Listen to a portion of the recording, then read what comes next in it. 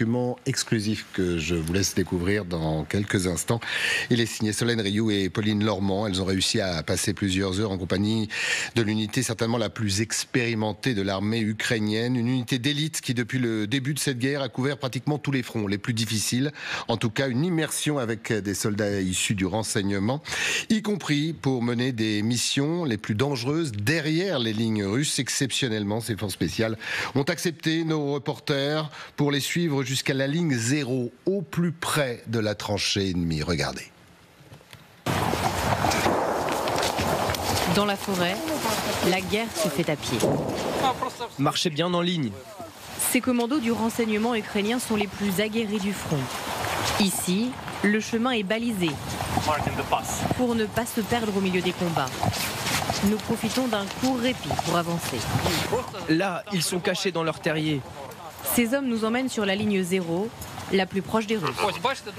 Voyez la deuxième ligne d'arbres là-bas, après la clairière. C'est là que se trouve l'ennemi. Avancez, rentrez à l'intérieur. Dans cet abri, ce soldat russe d'une cinquantaine d'années, tout juste capturé. Sur un bras, ce tissu blanc distinctif de l'armée du Kremlin. Et cette phrase, la patrie a ordonné la victoire. Pour le surveiller, ces hommes en armes qui ont participé à l'assaut. Devant notre caméra, le prisonnier est bien traité. Les Ukrainiens lui donnent à boire, à manger et nous autorisent à assister à l'interrogatoire. Quand êtes-vous arrivé sur le territoire ukrainien occupé par la Fédération de Russie ? Nous ne diffuserons pas sa réponse pour préserver son anonymat. Les images qui suivent proviennent des caméras embarquées des forces spéciales ukrainiennes lors de la capture. Vite, vite, vite! Tous les autres membres de son unité ont été tués lors de l'assaut.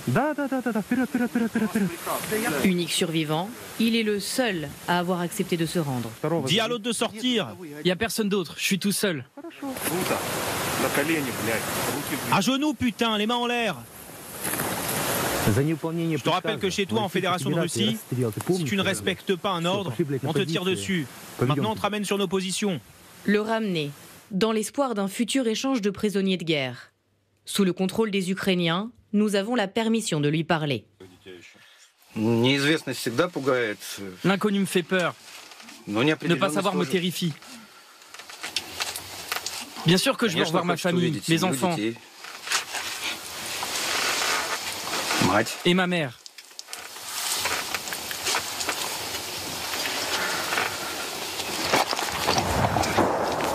Le commandant de section qui nous escorte tend l'oreille.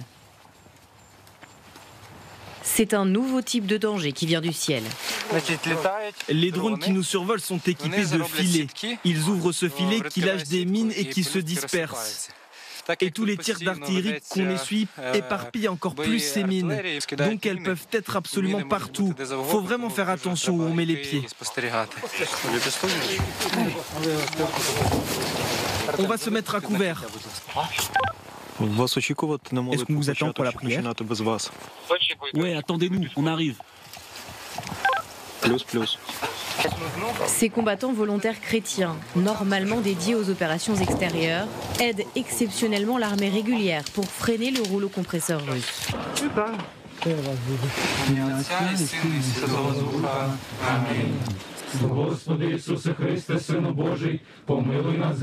Le bataillon Bratstvo, une fraternité, mène les missions les plus dangereuses de cette guerre.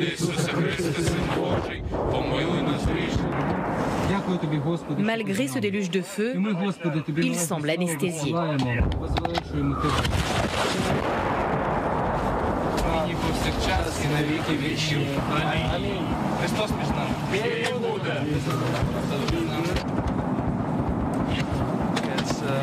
C'est uniquement grâce à Dieu qu'on est encore en vie. Chaque opération est plus dangereuse.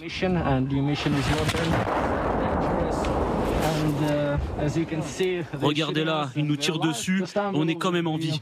Nous aussi, la première fois, on était comme vous, à chaque tir, à chaque grenade. Mais maintenant, bon. Les tirs de barrage tapissent la forêt, se rapprochent.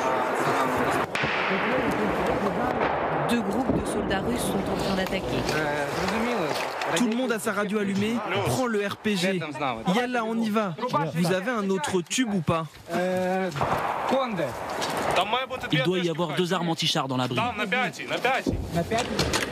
Allez, on avance, on avance, on avance. Le brave pour Visco, le brave pour Visco. On entre au combat. Nous devons nous exfiltrer. Là, nous sommes en ligne zéro, les combats qui sont très intenses, à 200, 300 mètres de nous. On entend les armes à soumission, les tirs d'artillerie. Des lance-grenades automatiques, juste au-dessus de nous. Ce qui se passe là, c'est une situation standard. C'est tous les jours comme ça. Au-delà de cette forêt, l'enjeu c'est la rivière Oskil. Cette bataille dure depuis aussi longtemps que la guerre, presque 3 ans.